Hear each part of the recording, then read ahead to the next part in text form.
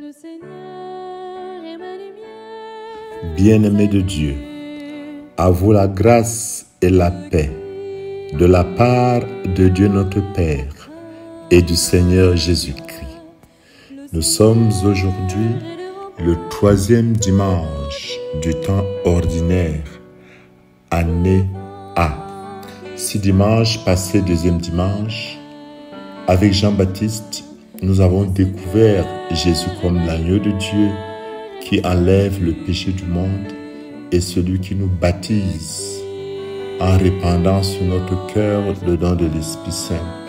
Aujourd'hui, l'Église nous donne de nous rendre compte qu'en Jésus, les promesses de l'Ancien Testament sont accomplies. Ou mieux, la promesse que Dieu fait à chaque homme, la promesse de bonheur.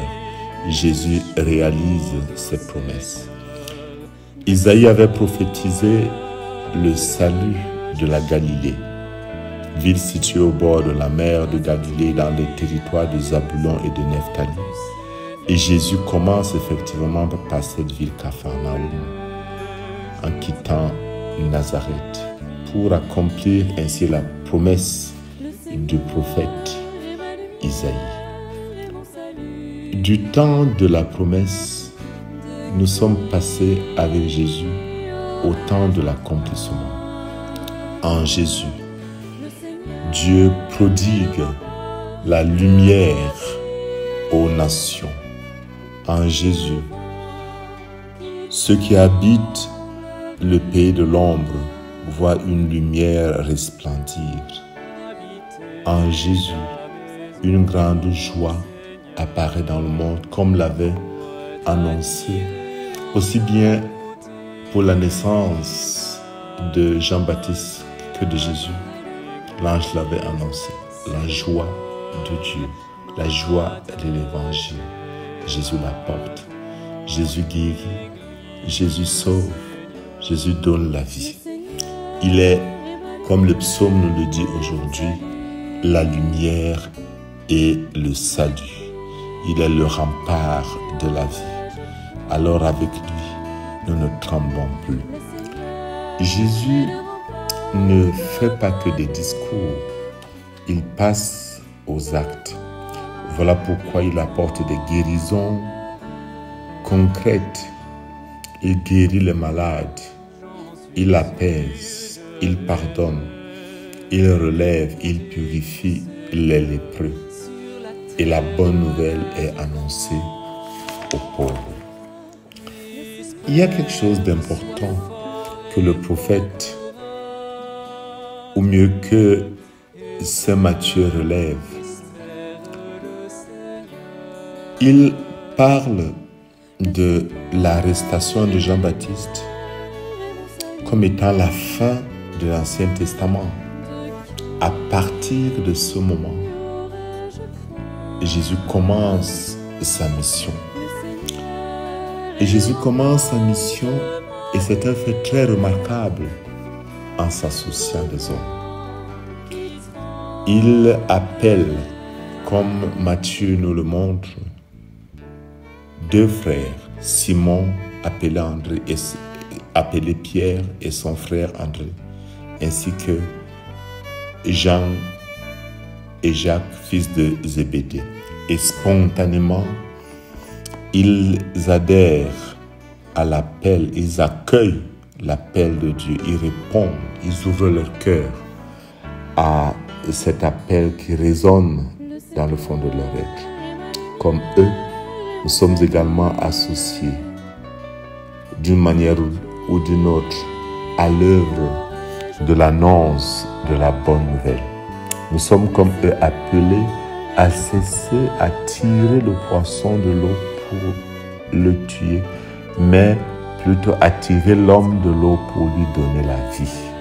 Parce que le poisson qui est pêché sort de son milieu naturel et ne vit plus. Mais l'homme par contre non, et c'est ce que Jésus veut. Il veut nous plonger dans notre milieu naturel qui est la vie divine. Il y a quelques conditions pour participer à cette vie divine. Premièrement, il faut vivre de l'espérance. nous voyons comment une prophétie fait 7 siècles avant est réalisée en la personne de Jésus. Le peuple de la Bible est un peuple qui vit de l'espérance, qui tient. Nous vivons une période de morosité aujourd'hui encore.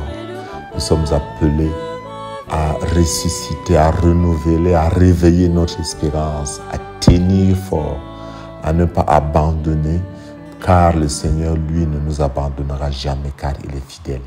Même si nous traversons des moments difficiles, le Seigneur nous tient par la main. Alors nous pouvons continuer à marcher avec lui, même quand nous ne voyons pas clair.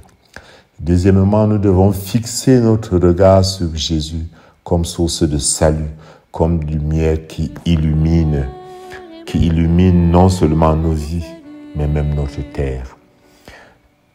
L'auteur de la lettre aux Hébreux dit: Jésus est capable de sauver d'une manière définitive ceux qui par lui s'avancent vers Dieu, car il est toujours vivant pour intercéder en leur faveur. C'est pourquoi Paul peut dire: si de ta bouche tu affirmes que Jésus est Seigneur, si dans ton cœur tu crois que Dieu l'a ressuscité dans tes morts, alors tu seras sauvé. Savoir dans le fond de mon cœur que Jésus est ressuscité, que l'Esprit Saint l'a ressuscité, laisse que l'Esprit Saint donne aussi la vie à mon corps mortel. Jésus, qui est capable de nous sauver définitivement, veut une communion sincère entre lui et nous. Mais cette communion doit aussi exister entre nous qui sommes fils d'un même Père. Voilà pourquoi Saint Paul dit clairement que pour être disciple de Christ, il ne s'agit pas de tenir un langage qui est un langage purement philosophique, mais surtout qu'il n'y ait pas de division entre nous. Il parle de cette situation de l'église de Corinthe où certains sont de Paul, d'autres d'Apollos, d'autres de Pierre, d'autres de Christ. Le Christ est-il divisé? Nous sommes appelés pour l'efficacité de notre mission à être unis. L'union fait la force, on le dit couramment. United we stand, divided we fall. Doevovok gateberele. Georgiara wowara inkambe jombo. Nous sommes appelés à vivre dans la synodalité qui est un critère d'efficacité pour l'annonce de l'Évangile.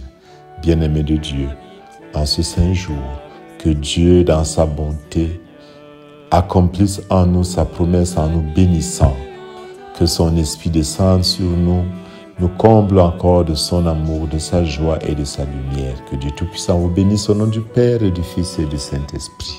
Amen.